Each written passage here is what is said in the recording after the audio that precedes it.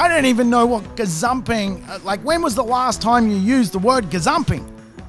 Who came up with gazumping? It's got to be Irish. There was a little weird Irish leprechaun man who got gazumped in the Australian property marketplace and invented the word gazumping.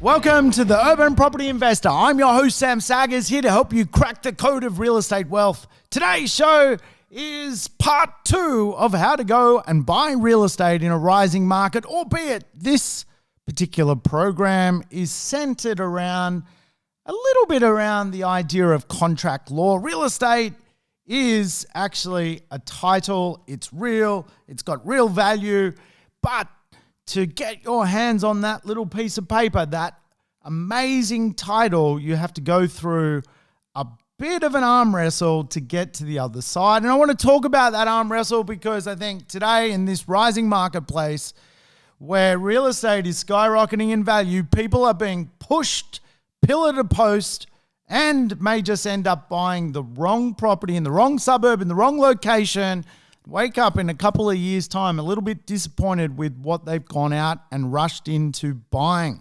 Of course, in real estate, we often reference the idea of the fear of missing out.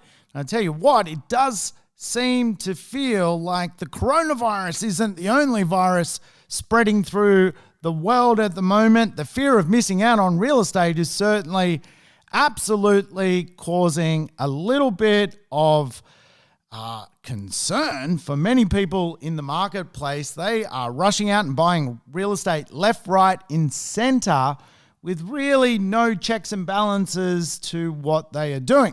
So when I did my first podcast on the rising marketplace, I didn't know if I should tackle it. I thought it was a pretty tough conversation to tackle. I don't know if we even conquered that conversation. So I've wanted to come back. It's been waking me up in the middle of the night. I need to talk more about actually some of the practical side of buying real estate. So I tell you what, guys, I'm here to be practical today. I'm going to talk to you as a no-nonsense, getting down to business, meat and potatoes conversation. Now, many of you might find this as boring as batshit because I am going to go through some of the specifics around how contracts work, how real estate agents often work, and some of the pitfalls and challenges you need to be wary of to be a property investor in today's rising property marketplace. So I tell you what, do you have funds to complete if you enter a contract without a finance clause or knowing the true worth or valuation of the asset? Tell you what, that sounds scary, doesn't it? But too many people today are entering contract with no terms and conditions and just hoping that they can borrow some money at settlement and rock up on the day of settlement to take ownership of that asset.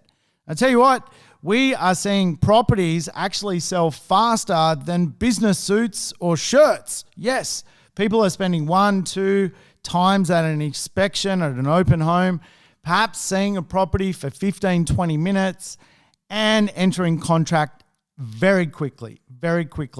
Making it even harder, there is so many groups buying real estate at the moment. When you think about all the group shopping, real estate tends to boom.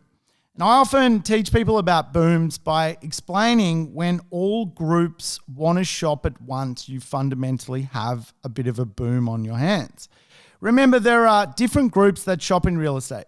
We have the first home buyers. They are shopping in droves. They are out and about. Every millennial wants to get their hands on a piece of real estate today, and they are doing that. Investors know the market is rising, and smart investors are trying to get into the marketplace where they can. The upgrader market is booming, right? People are wanting to get hold of a better property using the low rates to activate buying a better home. We know the downsizer market, which is fundamentally an all-cash marketplace, is active. That is active in a couple of sections. People both looking for a lifestyle property or a downsizer, but also wealthier retirees looking to take money out of the bank and really get a better return from real estate. So we're seeing a lot of cash sales in the marketplace, cash sales where people do not need finance terms. Fundamentally, people all cashed up, taking out an asset in one foul swoop. So there is a fifth group of people which generally also contribute to a property boom, that is foreign investors. So we've got the 4 out of the big 5. We've got local investors, home buyers, or first home buyers, upgraders, and that sort of older, retired, more mature cash marketplace, all active in the marketplace. We are literally at 80% of full throttle right now when it comes to a rising marketplace, and that is exciting. But with that becomes a lot of challenges for people. And if property investors haven't learned to become autonomous, they can quite often fall victim, I guess you would say, to challenges when it comes to the nuances of real estate. They can buy a property and not know it's expensive. They can end up getting penalty interest for not selling a property on time. They can actually lose their deposit through not understanding how the contract law process works. They can end up buying a property without doing the right searches to understand what is actually occurring behind the scenes with that piece of real estate. That actual title, that specific block of land may actually be impacted by something. What that something is part of the journey of buying and the discovery process of real estate. So we're going to crack that code today. I hope that sounds exciting. I'm pumped. I'm ready to do it. I think contract law is a great little way to understand real estate. And the better you are when it comes to understanding some of the pitfalls and challenges with real estate, I think you can end up becoming a great property investor. It's just part of the learning process. So hopefully you get some fun results from today's episode. Perhaps you know contract law and you think this will be as boring as batshit. Well, that's cool. Play me in 2-speed. Just put me on 2-speed and within 15 minutes, you'll be doing something else with your life anyway. But I can tell you, when it comes to this market, it is making people a little bit loopy. And because people are loopy, they're jumping into the market. And are they jumping into a good property, a bad property, a safe contract, a less safe contract? Well, these are the questions we want to uncover today. And I'm going to teach you a little bit about, well, how it all unfolds. Okay, so let's talk about it. And I'm going to break this down into 3 little sections, 3 little piggies.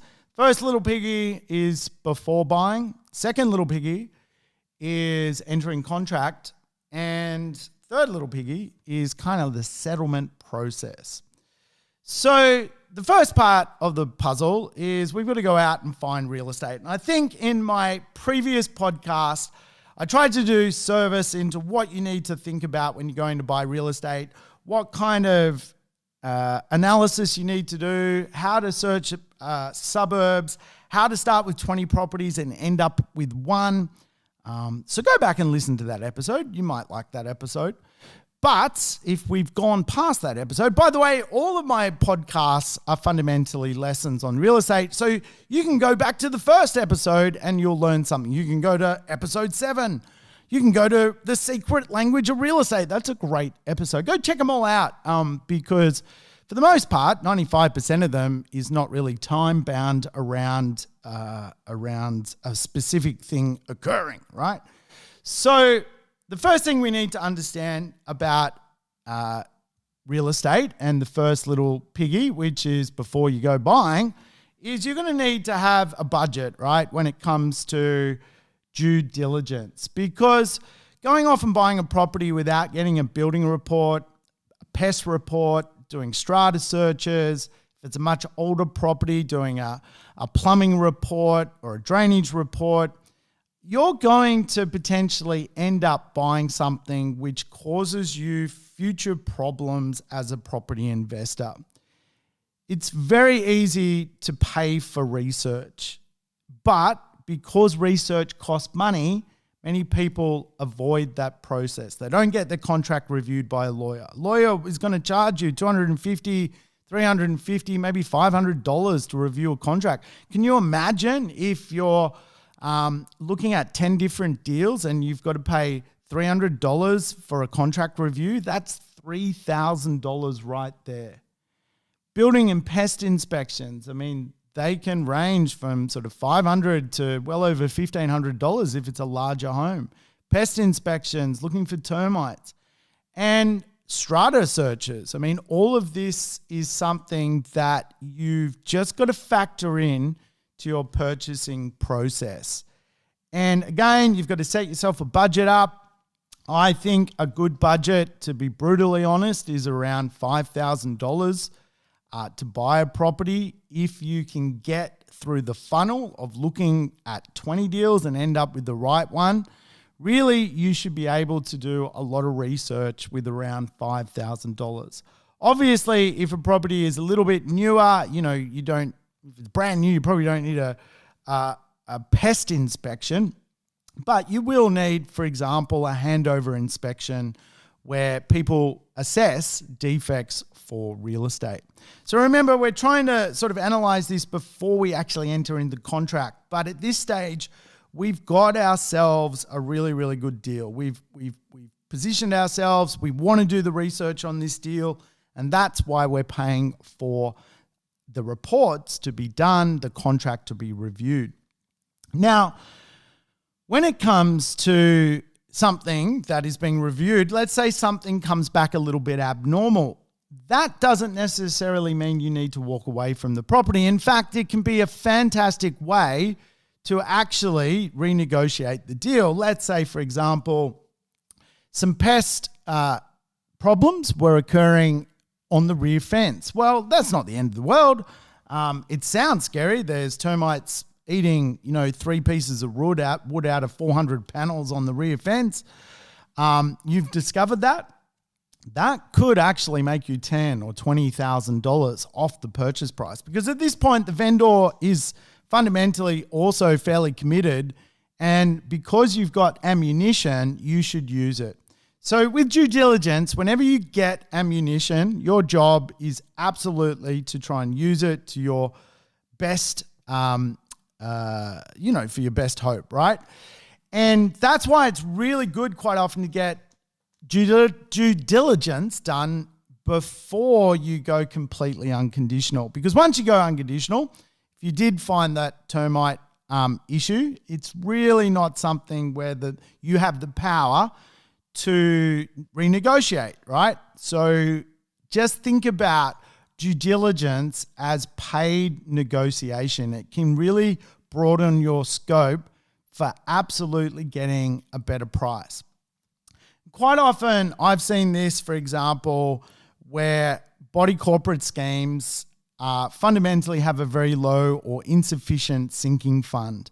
They're kind of like backup money. Now, as you know, real estate carries future capital costs. Whether you buy a house or an apartment, you have to put money away as the property ages to eventually spend future capital costs on repairs and maintenance.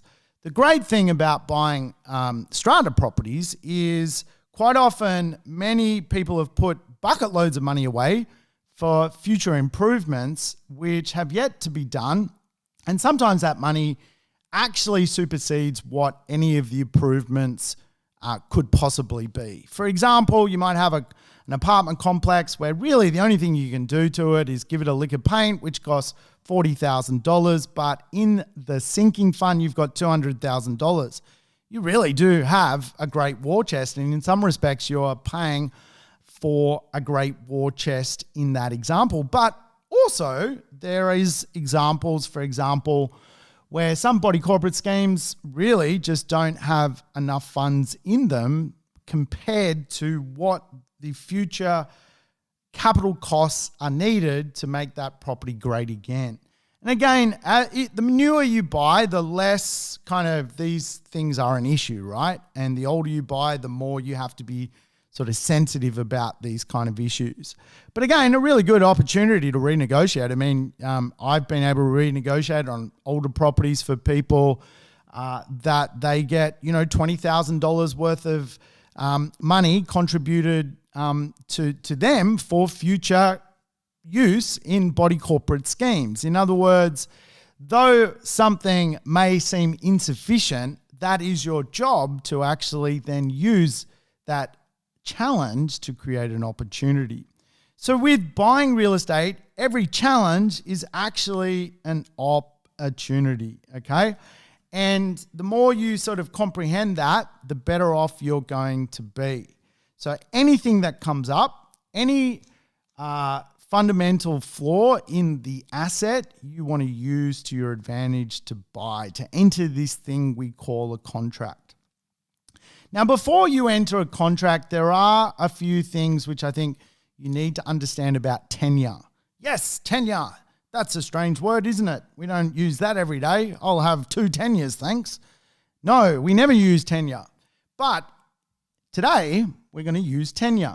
Tenure, of course, is the title of real estate. And real estate has various titles across Australia. In fact, I'm probably not going to name them all, but without question, there are many. For example, we have Torrens title, which is very common in South Australia, Victoria, Sydney, New South Wales, Queensland. Torrens title or freehold title. So freehold fundamentally is a very good title system. It's actually what we would call a state guaranteed system. In other words, the title is actually guaranteed by the government. And as such, it is really the best title you can own, the best tenure you can own. Strata title and community title are kind of like just subcommittees of freehold or Torrens title. So they are also guaranteed by the government. They are really good titles to own. Freehold or Torrens, and sometimes known as green title in Western Australia, is a very, very good title. Then you've got strata and community. The only difference between strata and community is usually community title schemes are very low strata levy schemes. They basically just maybe have one community thing they need to look after, like a thoroughfare, okay? So then we have other titles, and the other titles are, things you need to be wary of. In Australia, we have company title. Company title is not something that's guaranteed by the government. It's fundamentally a company. You're buying a share in that company, and it really is an old system which was developed sort of 100 years ago. You can make money actually converting company title to freehold or strata title, but that I won't get into today. Then we have a leasehold title in Australia. Leasehold is effectively you are buying the rights to lease the land for a period of time. For example, in Canberra, everything is leasehold. It's a 99-year lease, and you can renew it anytime. And the reason Canberra is set up as leasehold, it is actually obviously set up as the federal government, and they are leasing land off the New South Wales government. A little bit complicated there. But leasehold in Canberra is really good tenure. However, then we have leasehold, which complicates it even further in, say, strange little weird mining towns, where fundamentally a mining company is leasing land for 30 years, and at the end of that lease, well, the lease runs out, and who knows if you can renew it. So you need to know your tenure. You need to know what you're buying. And then you need, before you even enter contract, to understand how the real estate agent is selling you that real estate. There are generally 3 methods of how real estate agents sell to you. The first method is auction. Auction is actually a 3-phase sales system. They can sell to you before auction, at auction, or after auction. And that's why real estate agents love auction, because they get 3 bites of the cherry to motivate you to buy.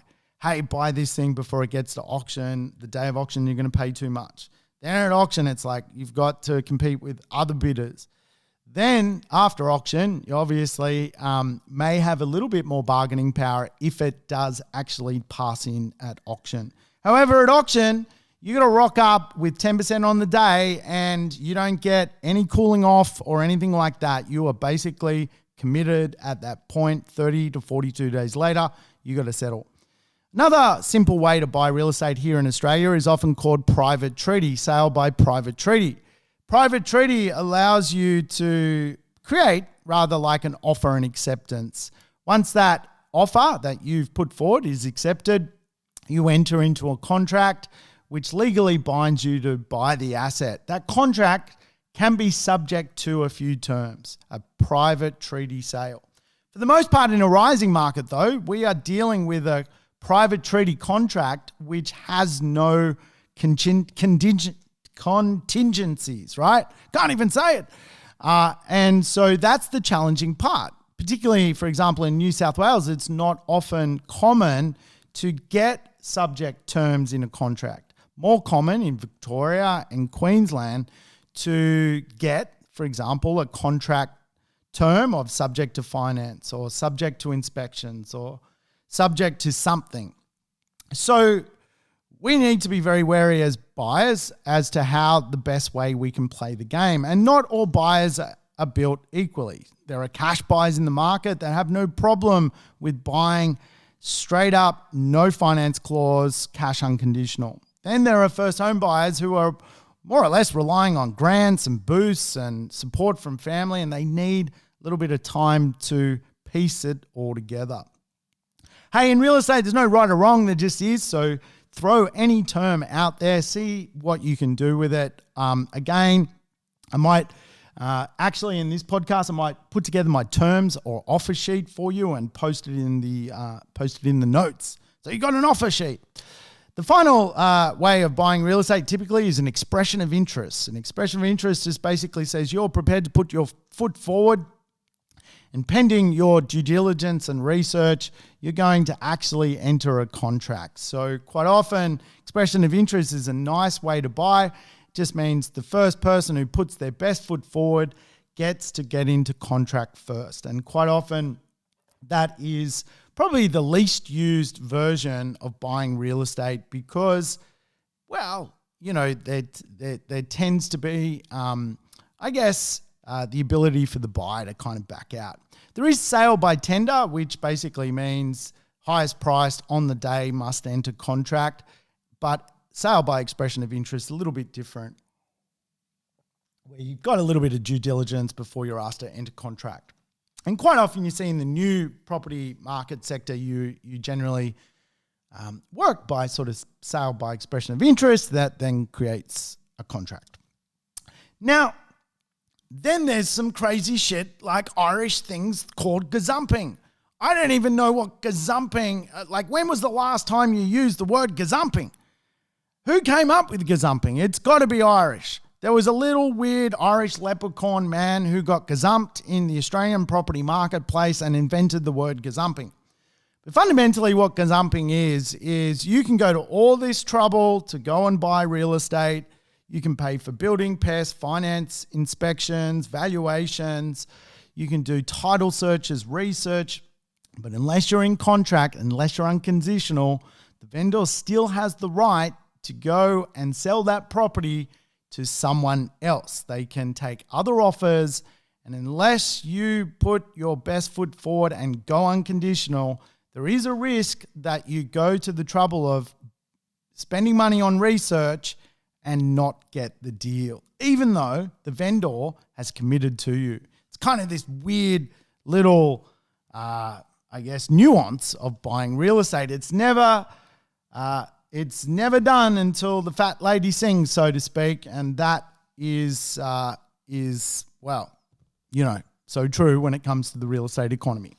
Now, I'll tell you what, before you enter contract, you need to work out whether you're going to buy a loan, you're going to be tenants in common, you're going to be joint tenants, are you going to buy with your wife?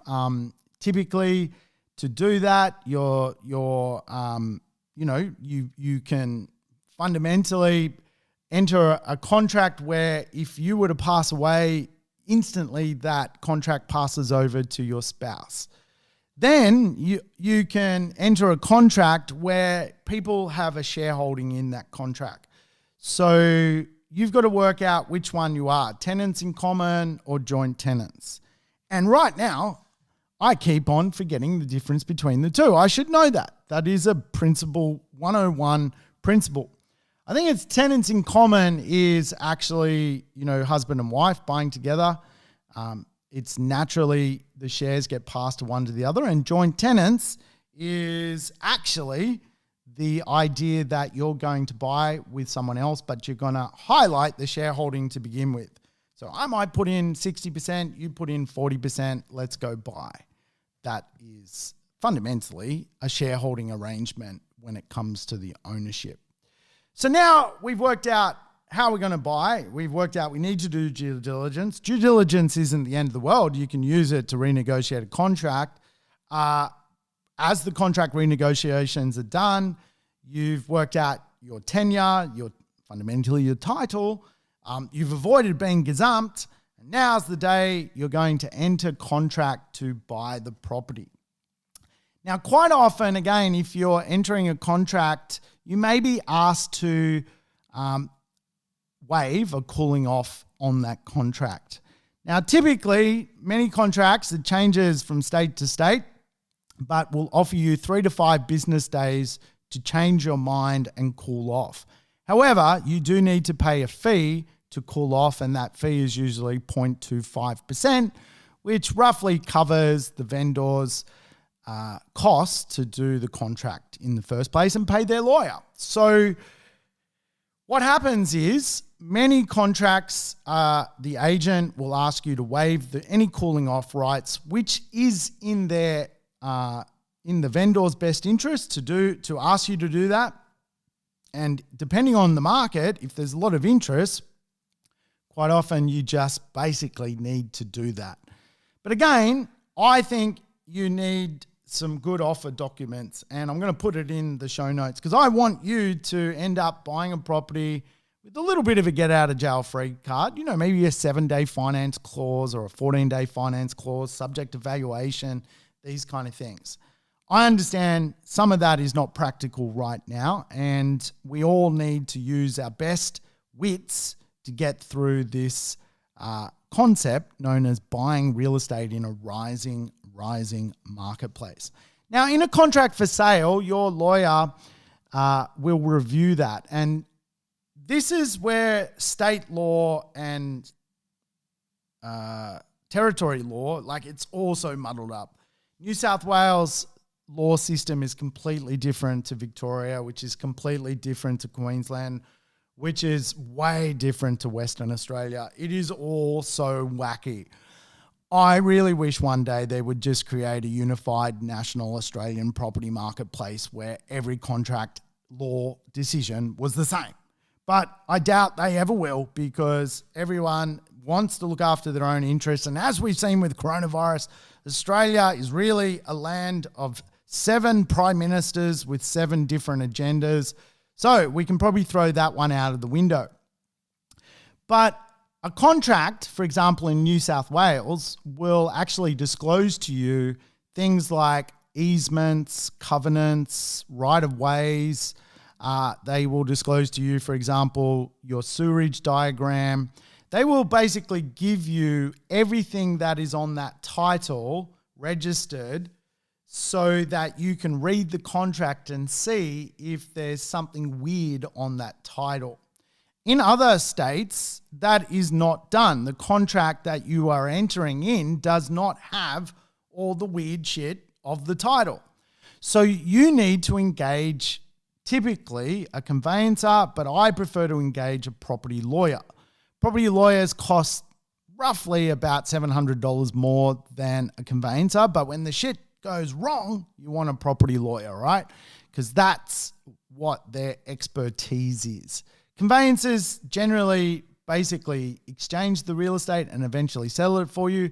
Property lawyers will exchange the real estate and eventually settle it for you, but also look and fight on your behalf to get you the best possible terms and conditions. So you want your lawyer to do title searches, and typically lawyers can do, bucket loads of searches. They'll search if there's easements, covenants, restrictions on the title, zoning restrictions on the title. They will see if there's going to be affected by main roads, if it's going to be affected by future acquisition of the land by government. They'll find out all sorts of stuff. And this is where I think it's really, really so important that you get a title search done before you go completely unconditional on the property. And again, that's when you get a lawyer to review the deal before actually going unconditional or exchanging the property. They can do this stuff. They can come back to you and say, there's a dispute on this title, or there's a second mortgage on this title, which may restrict it from actually being sold. They might see that there's a right of way which is lodged at the land titles offer, but not in your contract. And this stuff is real, right? Because like stuff gets missed, and I've seen people like literally think they're buying 2 car spaces and not have that on their title represented and end up having 1 car space.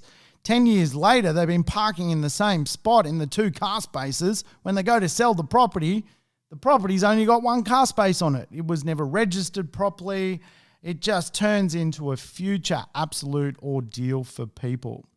So you got to be really, really diligent around contract reviews. And quite often those reviews also pertain to the day of settlement. If you do not settle real estate on time, you will either lose your deposit or pay heavy penalty interest. And again, in Queensland, they have this concept known as time of the essence, which basically means that on the day of settlement, if you don't rock up and settle, you can lose your deposit. The vendor has the right to take your money. In New South Wales and Victoria, we generally use a thing called a notice to complete.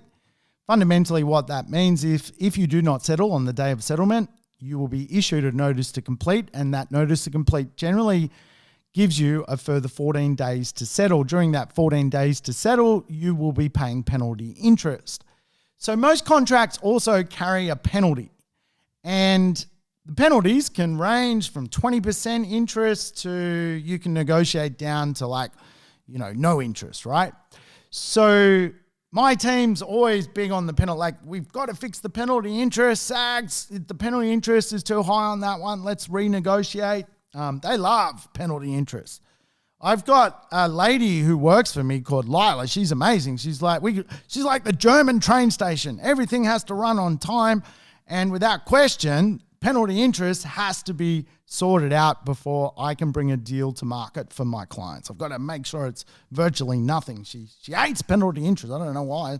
I'm like, mate, it's $50 extra. But this is why she's the German train station. So I tell you what, when it comes to a contract as well, there is the idea of fixtures and fittings.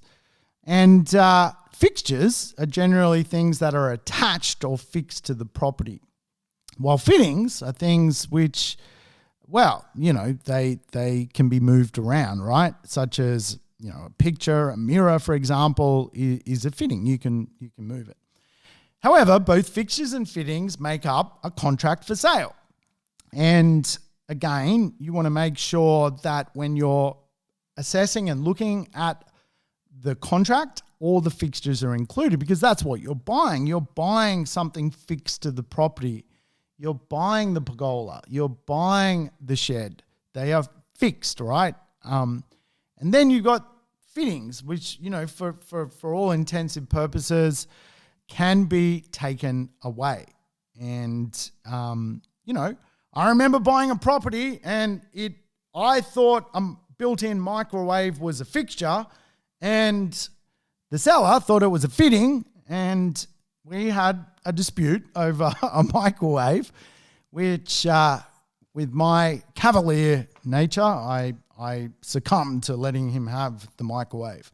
But these are the things that you'll end up having to deal with as you go through this venture of buying real estate. So finance is always a prickly subject.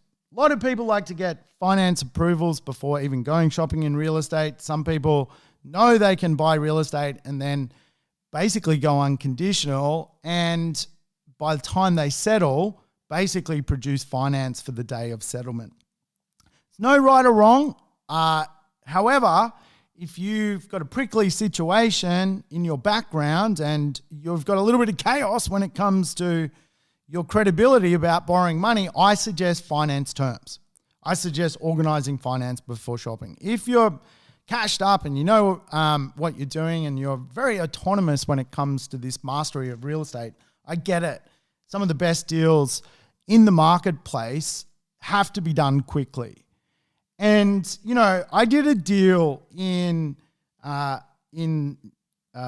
Liverpool Street in Sydney. And, man, I was helping a client, right? It was like one of my biggest discount deals I ever did. We made him almost close to like $700,000 or something crazy like that. And that deal, he had to go unconditional on the day within an hour, right? That's the type of deal. He had to close that deal in 14 days, a 14-day settlement. Now, he was all cash, right? And I get it. Some of the best deals in the marketplace right now, you're going to have to weigh up your decision around them and, fundamentally maybe take a little bit of risk. But if you've done the legwork before you take the risk, it's a lightened load. And that fundamentally would mean you know what you can borrow, you're really tight with your lender likes your security, and away you go, right? You're off and running. However, banks are under the pump, and they also need time to prepare for settlement, which we will talk about into the future. What happens, though, is your bank actually gets the property valued. Now, you might do your research. Let's say you found a $500,000 property and you know it's worth $500,000 and you think the bank's going to lend you $450,000 and they're comfortable with you putting in $50,000. Everything sounds good. But then what happens, the bank goes to value the property and all of a sudden they don't see it worth $500,000, they see it worth $480,000. They will lend you $400,000 on the $480,000 at 90%. Wow, what does that do? Well, that means you've got to adjust your deposit and you're going to have to contribute more money. And quite often banks tend to do this quite a lot. It means quite often to get the best leverage, you might need 2 goes at evaluation, sometimes 3 goes at evaluation, but understand that is also hitting your credit file. So leverage is in the hands of the user. If you want to try and get the best leverage, get the best valuations, you might need 2 or 3 goes. If you're happy making up any shortfall, well, that's also not such a drama either. Remember, banks have all sorts of reasons why they instruct valuers to value property. So valuation 101, and I'll come back and teach you about valuation. This is a big topic. But valuation 101 is the valuer takes the instructions from the bank, right? They are the instructions. And banks do all sorts of things. Like if they're overexposed in a neighborhood, they're not going to tell you if they've got too many loans in Manly. They'll basically quite often instruct the valuer to, compare the property to a much older property using instructions. Valuation 101, where did the instructions come from? However, more often than not, it's not such a drama. You basically will get a valuation on the money and away you go. Okay, you've just got to be ready in case you don't, to pivot, to extend. And there really is, during a contract period, opportunities to extend the contract before it fundamentally gets to the end. So you can quite often see a problem occurring and get an extension before settlement is due. Again, this is why we use a great set of lawyers, because we might have to be maneuvering while we're buying this property, right? This is all part of the process of buying a property, right? It's just the way it is. All right. I think we need to talk about the mortgage. The mortgage is obviously something you're going to get. You're going to get at some point mortgage documents. Now, quite often when you receive these mortgage documents, it will ask you, do you want legal advice on the mortgage documents? It's usually up to you. Most people tend to waiver it. I will add, if you're fundamentally borrowing money off a bank which you've already borrowed money from, and you currently have an asset with that bank, you will probably see in your mortgage documents an all monies clause, a cross securitization clause. This fundamentally means your mortgage document will actually have a blended security on it. What that does for many property investors is limits them into the future. So be wary if you are cross-securitizing, but for the most part, mortgage documents, if you want them to be reviewed, can actually be reviewed by your lawyer. Obviously, that's another fee as well. You're more than welcome to do that. A lot of people kind of don't, I guess. I've never worked out why. I've always had them reviewed, but I think it's just that extra expense, and at the end of the day, we all feel like the bank can get us if they want to, right? So that is without question how the middle part works, right? Remember, we're doing the 3 little piggies here, and the third little piggy is the idea that now we need to go and settle.